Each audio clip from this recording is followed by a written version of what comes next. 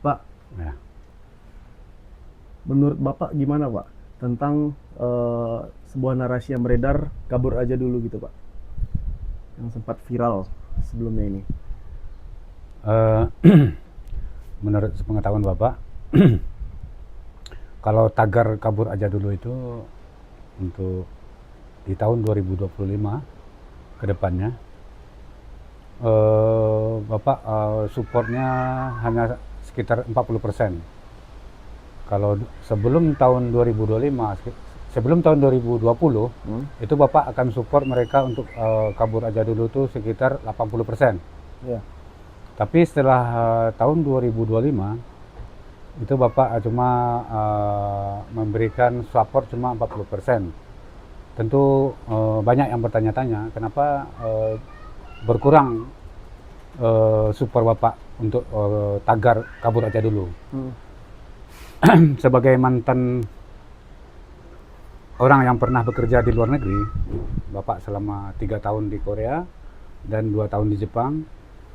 eh, di tahun 96, memang kondisi di saat itu Indonesia berada pada zaman apa namanya ya, di dalam negeri dolar masih cukup stabil. Waktu tahun 95 96 itu dolar masih berkisar antara 2.500. Ya. Nah, setelah Bapak pikir-pikir, Bapak cobalah untuk bekerja di Korea tahun 96 berangkat, lalu Bapak bekerja di sana.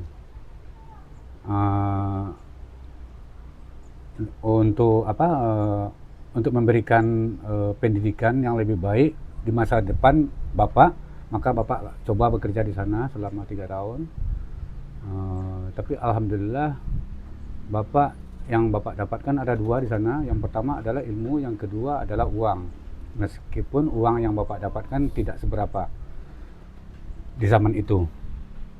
Lalu kembali kepada topik kita, eh, tagar kabur aja dulu di tahun 2025 itu menurut Bapak, karena kenapa Bapak supportnya cuma 40%? Karena di tahun 2025 kesulitan ekonomi bukan hanya terjadi di Indonesia tapi di seluruh dunia secara global.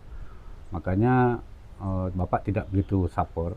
Cuma untuk kaum milenial dan Gen Z sekarang yang tamat kuliah, yang tamat sekolah SMA, itu Bapak menyarankan agar mereka itu bisa berdikari, eh, mengeluarkan potensi-potensi bakat-bakat yang ada pada dalam diri mereka. Ya.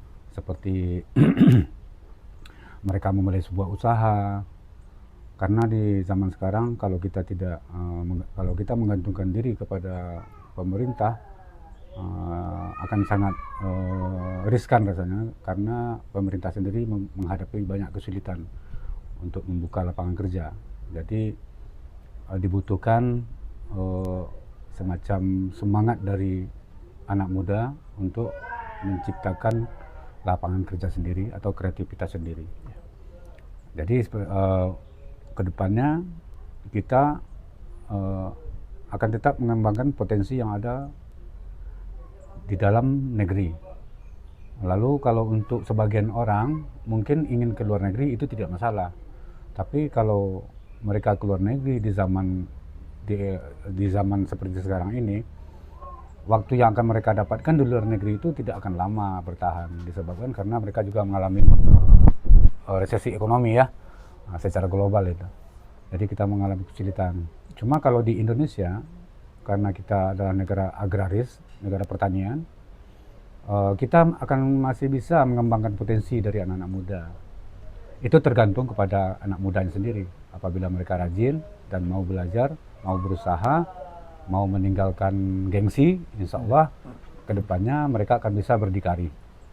Jadi intinya Gaya hidup memang harus dikurangi gitu ya Pak. gaya hidup yang jet set atau lifestyle yang luar negeri segala macam itu memang harus dikurangi, karena zaman Bapak dulu dengan zaman sekarang berbeda. Zaman sekarang orang mempunyai media massa yang serba canggih, Di zaman Bapak dulu waktu masih di Korea tahun 97 itu belum ada HP Android. Kita cuma punya HP yang pakai tombol-tombol aja. Kalau sekarang orang semua sudah pakai 4G, 5G, teknologi semakin canggih, dan semuanya menjadi dekat. Jadi kalau kita kembali kepada generasi muda untuk mengembangkan potensi mereka, maka untuk sementara kita memakai teknologi itu jangan terlalu masuk ke dalam. Kita berada di dalam teknologi cuma 50% aja. Jadi nikmatilah teknologi, tapi jangan sampai masuk full. Jadi Anda sebagai generasi muda disarankan untuk berdikari menciptakan lapangan kerja sendiri. Salah satunya contoh kita beternak ayam, beternak ikan. Lulus universitas mana Pak? Saya mau ingin jadi pegawai negeri, saya ingin jadi swasta. Itu nggak masalah. Tapi untuk keadaan sekarang, mungkin untuk lapangan kerja tidak berapa yang ada. Makanya untuk generasi muda ke depannya dibutuhkan kreativitas di dalam berkarya.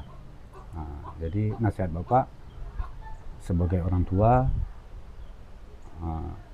Anda ciptakan lapangan kerja sendiri, Anda berusaha hilangkan gengsi Anda harus maju, buka usaha sendiri, peluang sendiri, belajar, jangan malu dan ragu, itu saja.